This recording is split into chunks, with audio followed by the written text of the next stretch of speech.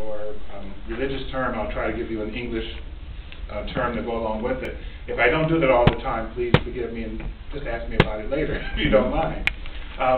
One thing that I have to say is that because of my particular upbringing, my parents, who were Southern Baptists, I grew up in Detroit, Michigan, Motown, near the downtown section. Actually, my mother taught Diana Ross when she was a little girl in school, in elementary school. So that's how close I am to 6 degrees of separation. However, growing up there, my parents were very open, basically universalists, because they taught us all. I have 6 brothers and 1 sister, who's the youngest, and they taught us that not what religion to become, not what particular faith to follow, but that you should have a connection with God.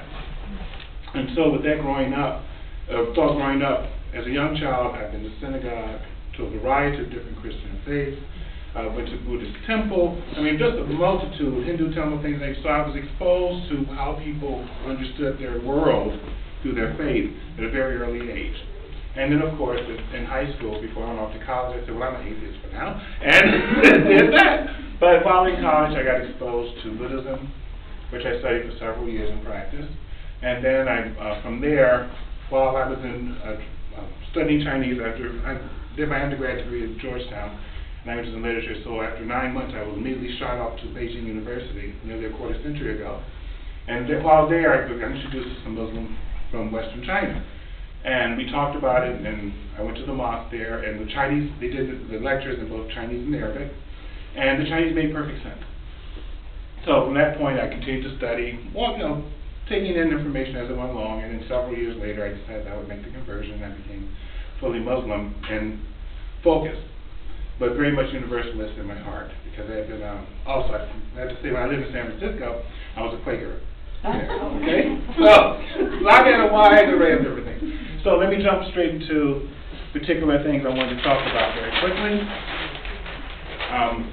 There are 5 schools of thought in Islam, so it's not like there's just one monolithic Islamic faith or belief. And of those 5 schools of thought, 4 of them are referred to as Sunni, and Sunni means that they're the mainstream, if you will. Sunni means following the way in which the Prophet Muhammad actually practiced, or close to thereabout. And then Shia, which is the party of Ali, which was the nephew of the Prophet. And so that's how you have this particular division between Sunni and Shia. But each have all started at the same place, all at the same time, and very much, it was only until around 30 years after the death of the Prophet that there really become a schism between the two, and there's been some separation from that point. But pretty much the major points are pretty much the same. One of the things in terms of relating to queer Muslims, I'm going to use the term queer to be inclusive of everything here.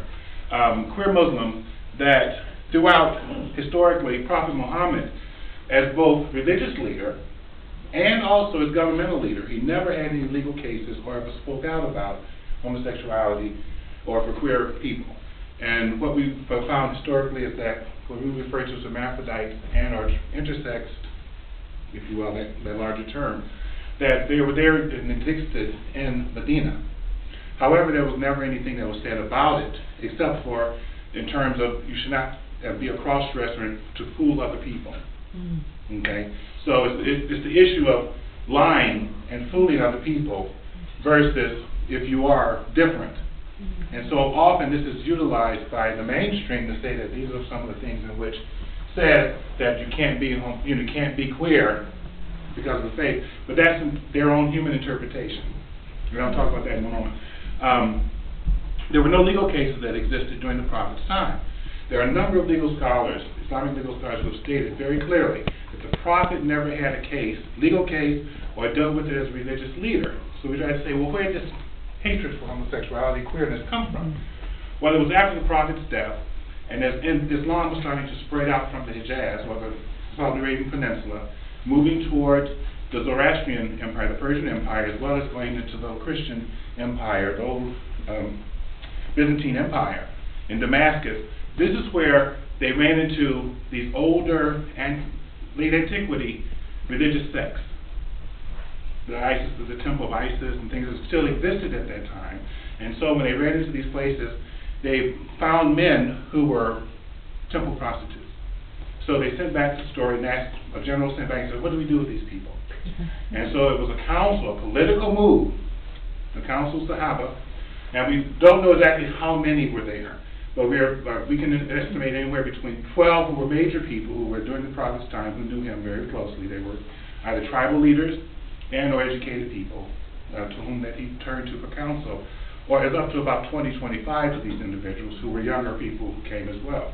And through their political discussion, they said that the person should be killed because in the Quran it says that the people of Lut were stoned and thrown, this type of thing. So what they've done is, so they took human interpretation, well, how do we duplicate this? So they decided they were going to be just as good as Allah, good as God, and they're going to do the same thing. So this is how this practice developed. But this is a political move.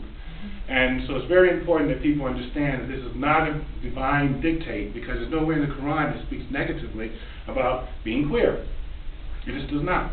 And the way that I've learned to interpret the Quran, so to find that it's very inclusive in this interpretation, is that I take the gender out. And if the rule remains the same with the gender out, then it means for everybody. Doesn't matter who you are, who you love, how you love, it's for everyone. And so in the Quran, when it talks about human relationships, it states very clearly, work with people, see what's the issue, and your intentions in your heart is what really helps you understand how to interact with other people.